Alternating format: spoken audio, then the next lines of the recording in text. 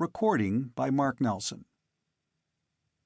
Think Yourself to Death, A Johnny Mayhem Adventure by C.H. Thames.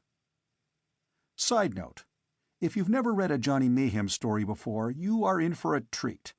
Johnny, who wears different bodies, the way ordinary people wear clothes, is one of the most fascinating series characters in science fiction. When he reached Ophiuchus, Johnny Mayhem was wearing the body of an elderly Syrian gentleman. Nothing could have been more incongruous. The Syrian wore a pince-nez, a dignified two-piece jumper in a charcoal color, sedate two-tone boots, and a black string tie. The loiterers in the street near the Galactic Observer's building looked and pointed and laughed. Using the dignity of the dead Syrian, whose body he wore like other people wear clothing, Johnny Mayhem ignored them. They had a point, of course. It was hot and humid on Ophiuchus 9. The loiterers in the dusty, evil-smelling streets wore nothing but loincloths. Mayhem went inside the building, which was air-conditioned. Probably it was the only air-conditioned structure on the entire planet. Mayhem dabbed at his Syrian forehead gratefully, mopping at sweat. As near as he could figure, his life expectancy in this body was down to 3 days, Earth-style. He wondered fleetingly why the Galactic League had sent him here to Ophiuchus. He shrugged, knowing he would find out soon enough. The Galactic Observer on Ophiuchus 9, a middle-aged Indian from Bombay named Govindaswamy, wore an immaculate white linen loincloth on his plump body and a relieved smile on his worried face when Mayhem entered his office. The two men shook hands. "So, you're Mayhem," Govindaswamy said in English. "They told me to expect you, sir. Pardon my staring, but I've never been face to face with a legend before. I'm impressed." Mayhem laughed. "You'll get over it." "Well, at least as a Syrian gentleman, you're not very prepossessing. That helps." "It wasn't my idea. It never is." I know that, sir." Govindaswamy got up nervously from his desk and paced across the room. "Do you know anything about Ophiuchus 9, Mayhem?" "Not much. It's one of the Forgotten Worlds, isn't it?" "Precisely, sir. Ophiuchus 9 is one of scores of interstellar worlds colonized in the first great outflux from Earth." "You mean during the population pressure of the 24th century?" "Exactly. Then Ophiuchus 9, like the other Forgotten Worlds, was all but forgotten. As you know, Mayhem, the first flux of colonization receded like a wave, inertia set in, and the so-called Forgotten Worlds became isolated from the rest of the galaxy for generations. Only in the past 50 years are we finding them again, one by one. Ophiuchus 9 is typical, isolated from the galaxy at large by a dust cloud that— "I know. I came through it." "It was colonized originally with Indians from southern and eastern India on Earth. That's why the Galactic League appointed me observer. I'm an Indian. These people, well, they're what my people might have developed into if they lived for hundreds of years in perfect isolation." "What's the trouble?" Govindaswamy answered with a question of his own. "You are aware of the Galactic League's chief aim?" "Sure. To see that no outworld, however small or distant, is left in isolation. Is that what you mean?" "Yes," agreed Govindaswamy. "The reason is obvious. For almost 1,000 years now, the human race has outpaced its social and moral development with development in the physical sciences. For almost 1,000 years, mankind has had the power to destroy itself. In isolation, this is possible. With mutual interchange of ideas, it is extremely unlikely. Thus, in the interests of human survival, the Galactic League tries to thwart isolated development. So far, the Forgotten Worlds have cooperated, but Ophiuchus 9 is an exception." "And the League wants me to find out why?" "Precisely." "How are they thwarting—" Govindaswamy was sweating despite the air conditioning, despite his almost naked state. "You have the right to turn this mission down, of course. The League told me that." "I'm here," Mayhem said simply. "Very well, sir. Sooner or later, every outworlder who ventures out among the Ophiuchans kills himself." "I guess I didn't hear you. Did you say kills himself?" "Suicide, Mayhem. Exactly." "But how can you blame—" "Like their ancestors from the Earthian subcontinent of India, Mayhem, the Ophiuchans are mystics. The trance, the holy man who sits in contemplation of his navel, the world spirit, these are the things of their culture most important to them. Mayhem, did you ever see 100 holy men of India working together?" "Usually they don't work together." "Precisely, sir. Precisely. Here, on Ophiuchus, they do. And not merely 100. All of them. Virtually all of them. Working together. Their minds in trance, unified. Seeking their world spirit, they can do amazing things." "Like mentally forcing the Outworlders to kill themselves?" "Yes, sir. Legally, they are innocent. Morally, they do not recognize the Outworlders as equals of themselves. The League wants to know what they are trying to hide. It could be a threat to peace and existence." "You have a body for me?" Johnny would be ready with that provided. If anyone but Johnny Mayhem had asked that question, Govindaswamy would not have known what he was talking about, or would have thought him insane, or both. But Johnny Mayhem was, of course, the legendary Man Without a Body. How many corporeal shells had he inhabited in the past half-dozen years? He shrugged, not remembering. He couldn't remain in one body more than a month. It would mean the final death of his elan, his bodiless sentience. So far, he had avoided that death. The Galactic League would help him if it could. Every world which had a human population and a Galactic League post, however small, must have a body in cold storage, waiting for Johnny Mayhem if his services were required.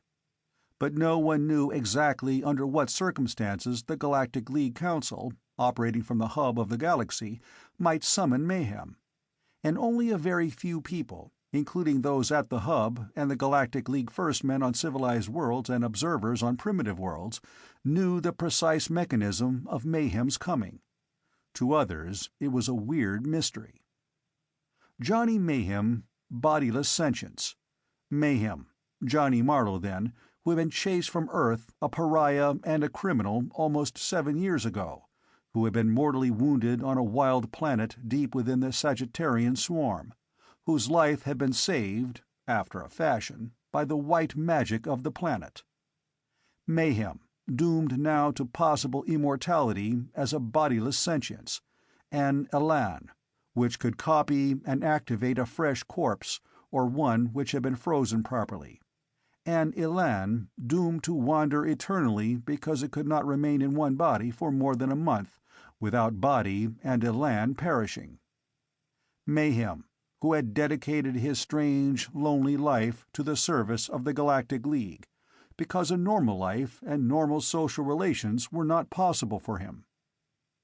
"Then you'll do it?" Govindaswamy asked on Ophiuchus 9. "Even though you realize we can give you no official help, not only because the Galactic League approves of your work unofficially, but can't sanction it officially, but because an Outworlder can't set foot outside this building for long, or off the space field, without risking death." "By suicide?" "Yes. I'm practically a prisoner in Galactic League headquarters, as is my staff. You see—" "What about the body?" Govindaswamy looked at him nervously. "A native, Mayhem. A native won't be molested, you see." "That figures. What kind of native?" "In top shape, sir. Healthy, young, in the prime of life, you might say." "Then what's bothering you?" "Nothing. Nothing, sir." "Your technicians are ready?" "Yes, sir, and vowed to secrecy." Mayhem found a tiny capsule in the pocket of his Syrian jumper and popped it in his mouth. What's that?" Govindaswamy asked. Mayhem swallowed. "Curare," he said. "Curare? A poison." "Paralysis," said Mayhem quickly. "Muscular paralysis. You die because you stop breathing. Painless and—" "But—" Call your technicians. New body. Ready." Gasping, the Syrian gentleman, hardly Johnny Mayhem now, fell to the floor. Trembling, Govindaswamy pressed a button on his desk.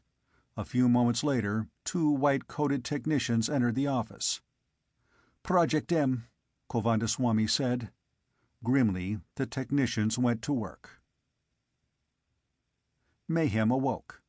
Ordinarily, it was his elan alone which journeyed between the worlds, his elan which was fed the information it would need in hypnosleep while the frozen body was thawed out. Sometimes, however, he came the normal way in a body which still had some of its 30 days left, as he had come to Ophiuchus 9 in the Syrian gentleman. Darkness. The body felt young and healthy. Mayhem wondered vaguely how it had died, then decided it did not really matter. For the next 30 days the body would live again as Johnny Mayhem. Recessed lighting glowed at the juncture of walls and ceiling. Mayhem was reclining on a cot. A loincloth and a large shawl had been laid out for him. On the far wall of the room was a tinted mirror. Mayhem got up and went over there. What his new body looked like hardly mattered, he told himself. Youth, health, strength, these were important. He could sense them internally. He stared at the image in the mirror. His face turned beet red. He went for the shawl and the loincloth and put them on. Cursing, he went to find Govindaswamy. "Is this supposed to be a joke?" Mayhem demanded. "You never asked what the—" Govindaswamy began. "How am I supposed to find out anything like this?" "It's a young body, a healthy body. It is also the one we were given when the Galactic League first came here. It is the only one we were given." "Take it or leave it, eh?" "I'm afraid so, Mayhem." All right. I guess I shouldn't complain. It could probably outrun and outfight and outthink the dyspeptic old Syrian gentleman, and things turned out well enough on Sirius 3. But it'll probably take most of my time just getting used to it, Govindaswamy. I'm supposed to be conducting an investigation. At least, as an Ophiucan, you won't arouse suspicion. Mayhem nodded slowly, with reluctance. There was nothing else to say. He shook hands with Govindaswamy and, wearing the loincloth and the shawl, left the Galactic League building. With, of course, a completely new identity. Mayhem walked a mile and a half through hot, arid country. The League building was isolated, as if its inmates might contaminate the native Ophiucans. Along the dusty road, Mayhem passed a guru, the name for a wise man or a holy man first in India and now here on Ophiuchus 9. The guru sat in contemplation of the tip of his nose, legs crossed, soles of feet up, eyes half closed. The guru remained that way without moving until Mayhem was out of sight. Then the guru behaved in a very un-guru-like manner. The guru got up quite nimbly, joints creaking, skin dry and cracked. 3 strides brought him to a tree with a partly hollow trunk. He lifted a radio transmitter and began to talk. In 20 generations, the initially small population of Ophiuchus 9, all colonists from India on Earth, had increased geometrically. The colonized planet now was as overpopulated as the teeming subcontinent which long ago had sent the colonists seeking a new home. As a result, unemployment was chronic, discontent widespread, and whatever inner serenity mysticism might bring was widely sought after. This did not stop the non-mystics, however, of whom there were many, from seeking jobs that could pay money that could fill empty bellies. A long line gathered outside the employment office of Denebian Exports the morning after Mayhem had left the League building in his new body. Denebian Exports was the largest outworld company currently on Ophiuchus, a company which had solved the outworlder suicide problem quite simply by hiring no one but natives. Still, hoots and catcalls surrounded those on the employment line. Other jobless Ophiucans, apparently preferring near starvation to working for the outworlders, threatened to make the situation dangerous. Pandit Gandhi Menon, a lean, handsome Ophiucan of perhaps 30 years, wished there was some way he could shut his ears to the abuse. He needed work. His father and mother were ill, his child was starving, his wife already dead. The gurus offered their own unique solution, of course. The body is nothing, they said. The mind is everything. But thus had the gurus spoken for 4,000 years, on Earth and on Ophiuchus. The great majority of Ophiuchans, Pandit Gandhi Menon included, preferred food for the body to food for mystic thought. Still, the crowds were ugly, threatening to break up the line of job-seekers if Denebian exports didn't open its doors soon. An unkempt little man, not old but with a matted growth of beard, an unwashed body which gave the impression of wiry strength, and wild eyes, abruptly flung himself at the young woman in line in front of Pandit. Shouting, "Not our women, too!" the little man attacked the girl, trying to drag her from the line. "It is bad enough our men, but not our women!" Pandit caught the fanatic's wiry arm and brought it behind his scrawny back in a hammerlock. "Leave her alone," he said. "If you try that again, I'll break your arm." The fanatic looked at Pandit with hate in his eyes, but stepped back and stood to one side mouthing invective. The girl, who was about 25 years old, had a livid mark on her arm. She wore a loincloth and shawl, the usual garb. She was, Pandit observed for the first time, quite pretty. "Thank you," she said. I'm not sure I'd like working for the Outworlders, but I need the money." "Don't we all?" Pandit told her. "But we're not hired yet. I am Pandit Gandhi Menon." "Sri Krishna," the girl said, smiling at him. "What sort of work is it?" "Don't you know Sri Krishna?" The girl shook her head, and Pandit said, "Actually, I guess I don't know either. But there are rumors the Outworlders want jet pilots. Not for rocketry, for jets. To fly to the empty places." "The empty places? Why?" Pandit shrugged. "Because they are empty, perhaps. Because they are too dry and too arid to support life. Because Denebian export can claim whatever it found there, for free export. So go the rumors. But surely you can't pilot a jet." "Can you?" "Yes," Pandit said promptly with a faint show of pride. "My father taught me. I want to thank you for what—" "Nothing. Anyone in my position would have done it. This rabble."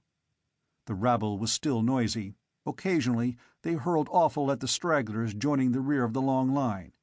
But Pandit and Sri Krishna stood in the forefront, and presently the door opened. In a few minutes Pandit watched the girl disappear inside. He waited nervously, licking dry lips with a parched tongue.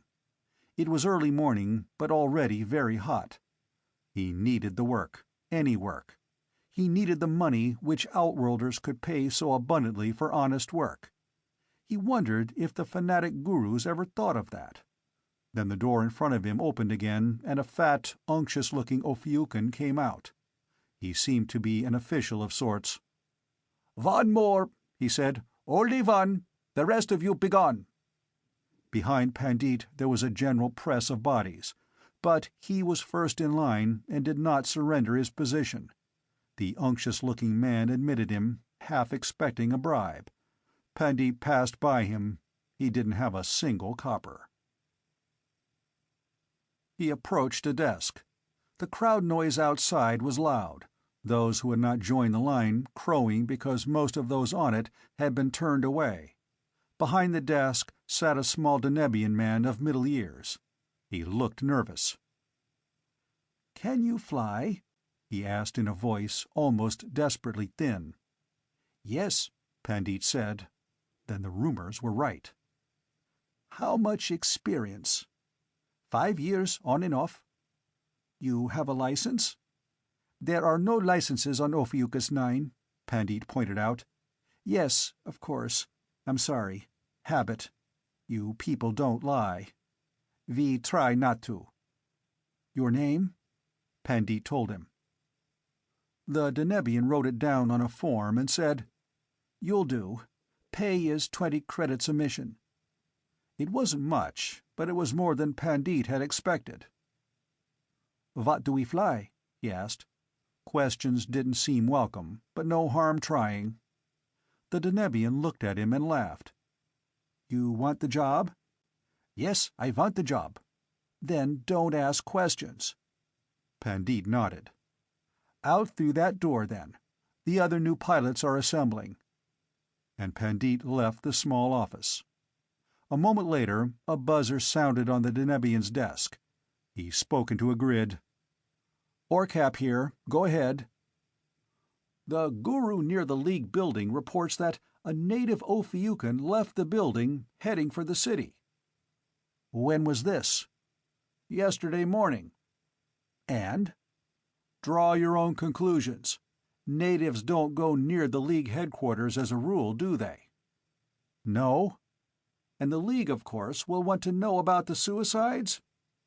"Yes, but—" "But nothing," said the radio voice, which belonged to the only other Denebian currently on Ophiuchus 9. "We can assume this native is a spy. For the League, or Cap." "All right. I don't see any need to worry, though." "Don't you? The gurus, like the other natives, can sham, but they can't lie. Sooner or later a guru will be brought out of trance by the League, questioned, and—" "Tell them about us?" Orcap asked in a shocked voice. "It could happen. Maybe it's happened already. There won't be any proof, of course, and the League would send a spy. Suppose I describe this native to you." Orcap said, "Go ahead," and the radio voice did so. In a shocked voice, Orcap admitted, "I've given that Ophiucan a pilot's job this morning. There can't be any doubt about it." "Ah, then you see? You see?" "I can fix that. I can—" "Orcap. Orcap. You'll do nothing now. Let the spy alone for now. Then, in the empty places, you will merely announce to the pilots that there's a spy among them. Don't reveal who it is." He could not believe his ears. "But they want work. They need work. They'll all be afraid the finger of guilt may point at them. They'll work like dogs for you, and I wouldn't be surprised if they uncovered the spy themselves." "Yes," Orcap said. "Yes, I understand." "All but one thing, Orcap. There is one thing you don't understand. The spy's identity." "You already told me who the spy was." "Yes, but there is another spy, working for us in the League building." "I never knew," said Orcap. "The spy among your pilots is more than appearance indicates. Did you ever hear of Johnny Mayhem?" Orcap's heart jumped into his throat. Who in the galaxy hadn't heard of Mayhem? "But—" he gasped. "Nevertheless, it is Mayhem." Orcap was suddenly afraid, more afraid than he ever had been in his life. The ubiquitous Mayhem. The fierce white sun of Ophiuchus 9 broiled down on the empty places, a featureless desert 2,000 miles across and as lividly white as bleached bone. In all that burning emptiness, the jet cargo craft looked very small and very insignificant, like black midges on the dead white sand. Midges among midges the new pilots walked. One said, "But I see no cargo." Another, "These outworlders and their mystery." All were sweating, all uncomfortable, but all grateful for the 20 credits a flight they would earn, whatever the cargo turned out to be. "What do you think?" Pandit asked Surya. "I think I've never been so hot in my life. I feel like I'm being broiled alive." "Here comes the Denebian now." They had been driven to the empty places in a sand sled. The trip had taken 2 days, but because the sled was air-conditioned, no one had objected. When they saw the half-dozen jets, they knew why a sled had taken them into the wilderness. The jets were small cargo carriers with room for pilot, co-pilot, and perhaps a ton of cargo in each. Whatever it was the Denebians wanted exported, it didn't take up much room. Orcap of Deneb walked toward them past the first of the jets. He began without preamble. "Your cargo is packed and ready to be moved in an underground vault 500 yards from here. You will break up into pairs, a pilot and co-pilot for each jet." Sri Krishna and Pandit had already paired themselves together. "You work on your own time, getting the cargo with trundle sleds, loading it, taking off, delivering it to the Denebian freighter at the spaceport. When you are finished, you collect your pay." "Where do we sleep?" someone asked. Orcap smiled. "You didn't come out here to sleep. There is only a limited amount of cargo. The jets are swift.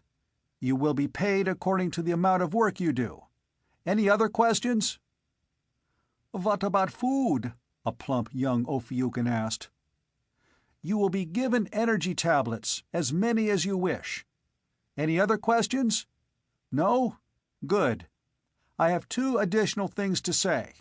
First, you are not to examine your cargo under any circumstances, either here or in transit or on the space field.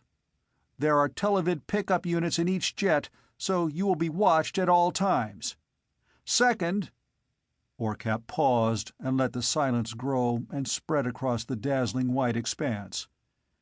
"There is a spy among you, wearing the body of an Ophiucan, but in reality, well, I don't have to tell you who he is in reality." Orcap smiled grimly. "There is only one body changer in the galaxy, but one is quite enough."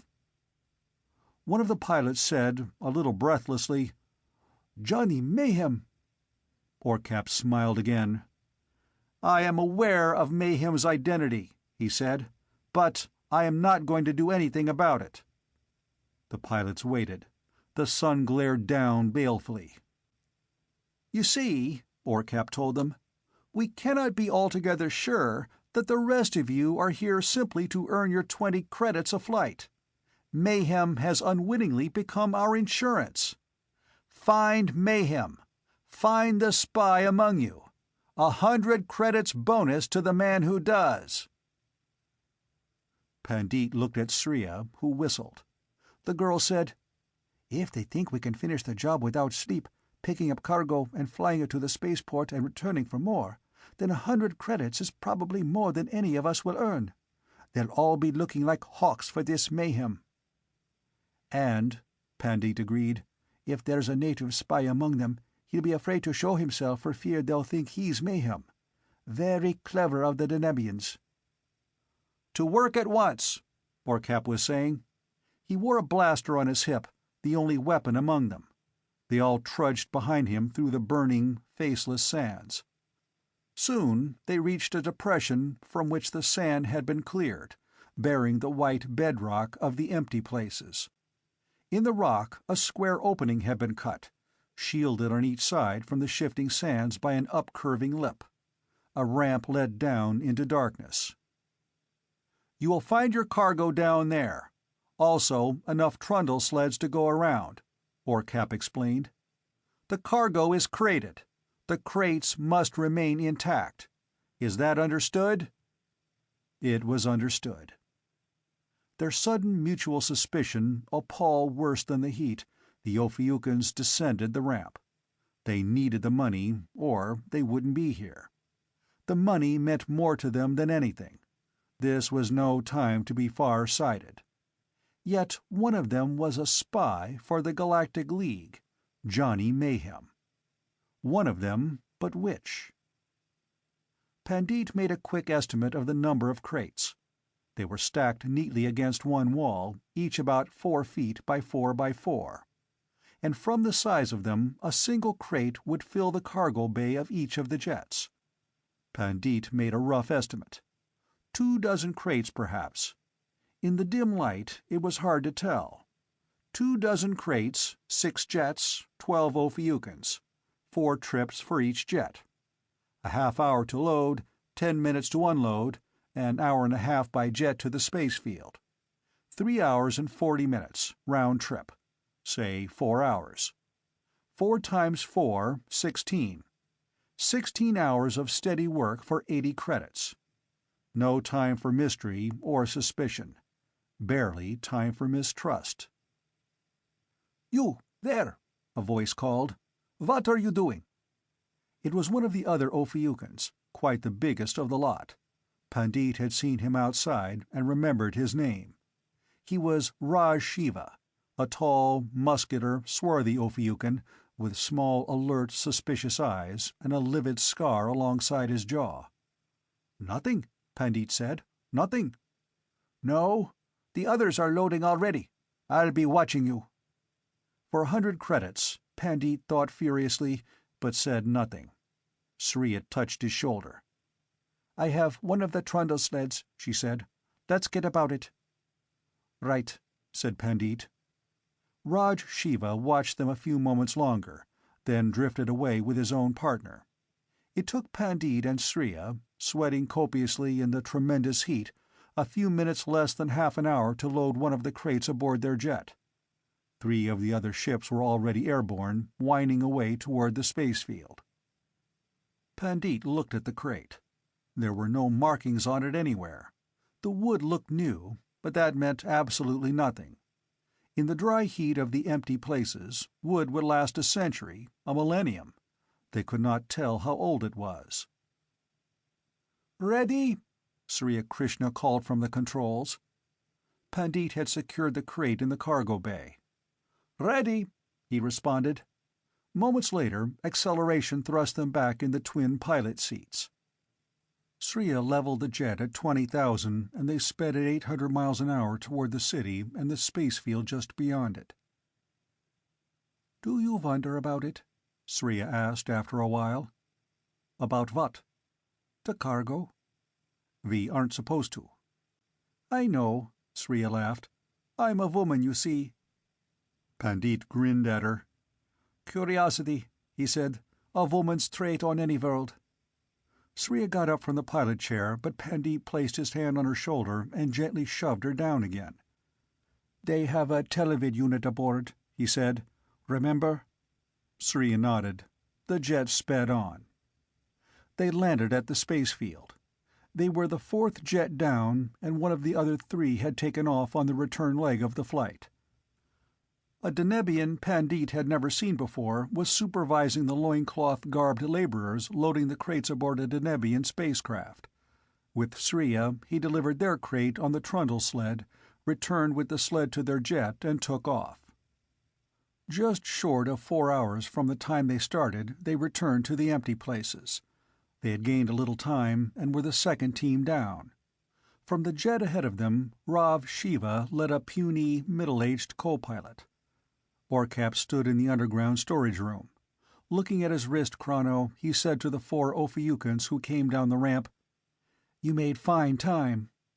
Raj Shiva's puny companion said something, but Raj Shiva grabbed his arm and they began to load a second crate. Pandit and Sriya loaded theirs in silence. They made their second round trip in 4 hours exactly. It was completely dark when they returned to the empty places. Sriya was worried they would overshoot the cargo point, but Pandit brought the little jet down within a few hundred yards of its takeoff point.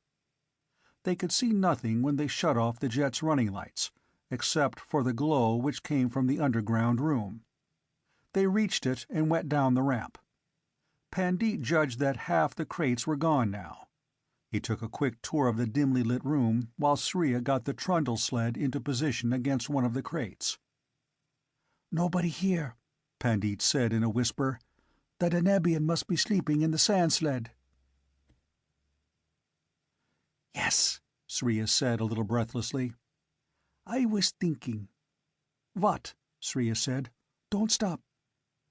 "If we wanted to examine one of the boxes, it would be suicide to open the one we take. But we could open one of them down here, see what it is, take another for ourselves." "You would do this?" Sriya asked him. "Why?" Pandit shrugged. "I have eyes," he said. Our gurus did not broadcast the death wish to Outworlders until the Denebians came. Then they started. Have the Denebians sold them on the idea?" "I don't know," Sriya said.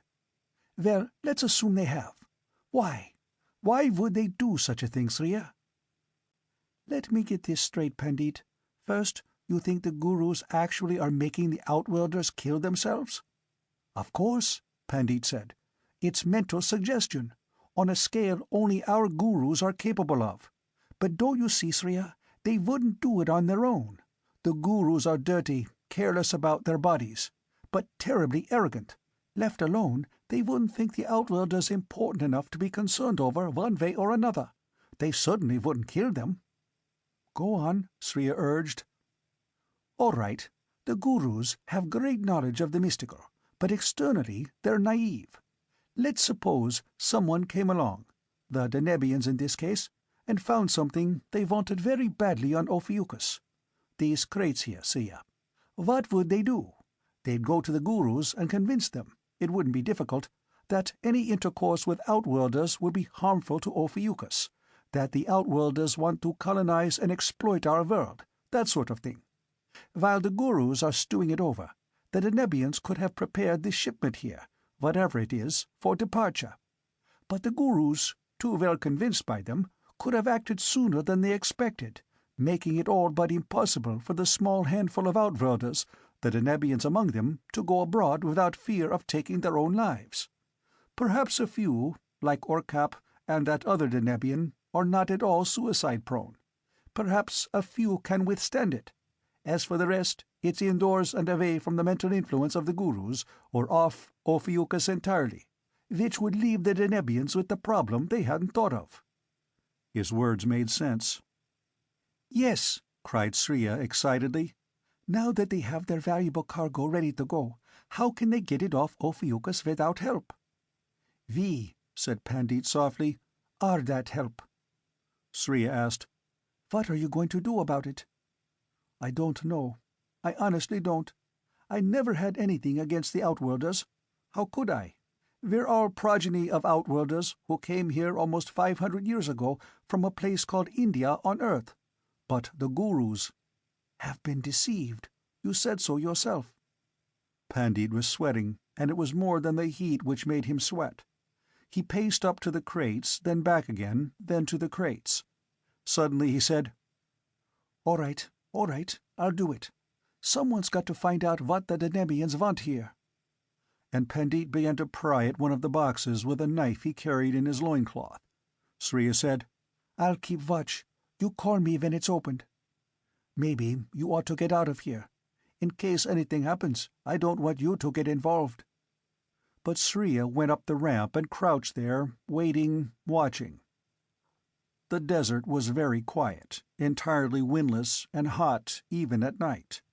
Stars sprinkled the sky overhead, and far off she thought she heard the distant whine of a jet. "Hurry!" she called. From below she heard the sound of wood being pried away from wood. She heard, or imagined she heard, the jet coming closer. "Hurry!" she called softly. Finally 3 words drifted up to her. "Come here, Sriya." She felt a little relieved, now that he'd finished. She listened for the jet. Now she heard nothing. She went swiftly down the ramp. Pandit stood before one of the crates, perspiring freely. He had pried loose one of the side walls, and a smooth metal surface with stenciled lettering on it was exposed. He said, "I can't read that. It's a language I never saw before." Sriya bent closer and looked at the stenciled lettering. A voice, not Pandit, said, "I thought it would be you too. No, don't move." A big, muscular figure silhouetted against the starlight, and a smaller, puny, thin-legged figure. Raj Shiva and his co-pilot. 100 credits each, Handus, Raj Shiva said as he ran down the ramp. "Can you keep the girl from getting away?" Handus rushed down at his heels. Pandit met Raj Shiva at the foot of the ramp. Pandit was a big man by Ophiucan standards, but Raj Shiva was bigger. "Run, Sriya!" Pandit cried, and met the giant with his knife. Raj Shiva parried the blow with his forearm, then his big hands moved swiftly and the knife clattered to the floor. Sriya ran for the ramp, her bare feet patting swiftly against the stone floor.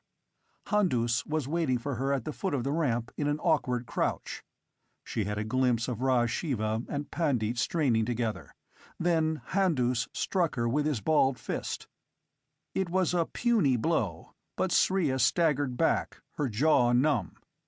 Laughing shrilly, Handus leapt at her. She was shoved back, tripped over something, and fell. For a moment all the lights blinked out inside her head. Inside, no. Raj Shiva and Pandit stumbled about the room, struck something. There was a loud popping sound, a tinkling, and the lights in the storage room went out. "Where is she?" Handus called. "I can't find her." She heard him groping about, heard the others struggling together. She got to her feet and stood perfectly still, waiting for anything. She wished she had a weapon, something. She was only a woman. Then a voice whispered, "Hurry, Shriya, hurry." "Pandit?" He took her arm in the darkness. She couldn't see him. They went to the crates and wrestled one on their trundle sled. "Not the open one?" Sriya gasped. "No, no." They heard footsteps, saw a figure for a moment silhouetted against the starlight. Handus was fleeing, probably for help. They took their sled out into the night and dragged it across the sand toward their waiting jet. They loaded the crate in the cargo bay. While Pandit was finishing the job in the darkness, Sriya sat down at the controls. "Ready?" she shouted above the whine of the jets. Pandit said that he was. She hardly heard his voice. A moment later, she took their small cargo jet up. She heard Pandit moving in the small cabin behind her. She said, "We ought to take it to the League authorities, don't you think?" She had to shout to be heard above the whining roar of the jets. "Why?" "I was able to read the writing. It's Procyon, Pandit. Do you know anything about the Procyonians? Well, a few centuries ago, they were the most warlike people in the galaxy. It was rumored that they had a cache of thermonuclear bombs hidden somewhere, after such weapons were outlawed in the 25th century. The cache was never found until tonight. We found it, Pandit." "But Orkap, and that's true, it was found by the Denebians first. Don't you see, Pandit? Orkap and the others, private Denebian traders. It wasn't the government. It never is the government these days. But unscrupulous individuals, Pandit, armed with 24 hydrogen bombs. Why, they could take over their own world on threat of imminent destruction, or some outworld plum they have their eye on, or—" "I see." Pandit's voice was barely audible above the whine of the jets. "It's a job the Galactic League can handle," Sriya went on. "Now that it's out in the open, or will be as soon as we get to the space field. You've done your work, Pandit, and your people won't forget you for it. As for me, my work here is done too." "Your work?" Above the roar of the jet, Sriya shouted, "Yes, I am Johnny Mayhem." She smiled in the darkness. Johnny Mayhem, she thought, in a girl's body. Well, he'd been young men and old, weak and strong, sick and healthy, human and alien outworlder. So why not a girl, too? All at once, Pandit's hand lay heavily on her shoulder. She turned around and in the darkness, but with the lights of the instrument board on it, saw the gleam of a knife blade. The face beyond the blade, leering from darkness, was not Pandit's. She hadn't actually known it was Pandit. She hadn't seen him. She'd hardly been able to hear his voice. It was Raj Shiva. "Fly us to the Nebian exports," he said, "or I'll kill you and do it myself." "You're making a mistake. Your people belong with the Galactic League, not with a handful of adventurers who— The Denebians are right," Raj Shiva said fanatically. "My people would be better off left alone. I'm flying this jet to the spaceport and the League. I'll kill you. I know all about you, Mayhem. You're not a woman, really. You're not even a native. That's a dead body, isn't it? But if I kill it again while you're in it, you die too. You'll do what I say." This very night, unless something was done about it, the cache of thermonuclear weapons would be spacebound, the first hydrogen bombs loose in the galaxy for almost 500 years. Wouldn't mankind ever begin to learn? Mayhem Sriya thought wearily. He knew the answer, of course. Most men would, but the few who refused could bring destruction to an entire galaxy. Moments before, apparent success of a mission. Now, failure, or death, or both. Sriya's hand flashed out suddenly and struck the instrument board. The jet plummeted earthward with a loud whining sound. Sriya felt herself shoved back by the tremendous acceleration into the cushions of the pilot chair. She heard a wild exclamation from Raj Shiva, but couldn't turn around to see what had happened. Grim-lipped, she kept the ship hurtling earthward. She knew it was dangerous and might even prove disastrous. Her body could take so much, then she would black out. But if she didn't maintain the dive until the last possible instant, Raj Shiva would get control of the ship and its vital cargo. She was only a girl, but she was protected by the crash padding of the pilot chair. Raj Shiva, unprotected, was behind her somewhere. Down through the thin upper atmosphere of Ophiuchus 9 screamed the small ship, its heat dial blinking on and off in warning as friction scorched its thin shell. The scream of air became more deep-throated as the atmosphere became thicker. 10,000 feet, 8,000, 6. Sriya's eyes saw black. Her breath was labored. Needles of pain darted in her skull, plucked at her eyes. She opened her mouth to scream, but heard nothing. She felt as if she must be forced clear through the protective cushions of the pilot chair. 5,000 feet, 4,000. Blackness and peace and a settling lassitude. 3,000 feet. With hands that could barely function, Sriya with supreme effort brought the jet out of its death dive. She slumped in the pilot chair for a long time, too weak to do anything else. Then she looked back at Raj Shiva, who lay slack and unconscious against the rear bulkhead of the cargo ship. Mayhem Sriya brought the jet down, and, middle of the night or no, saw Govindaswamy. Raj Shiva was taken into custody. A jet was sent out, loaded with Leaguemen who had proved immune to the Guru death wish and all armed to the teeth. It landed at the cache and stood guard over it. Pandit was found, unconscious, one of his arms broken, but otherwise all right.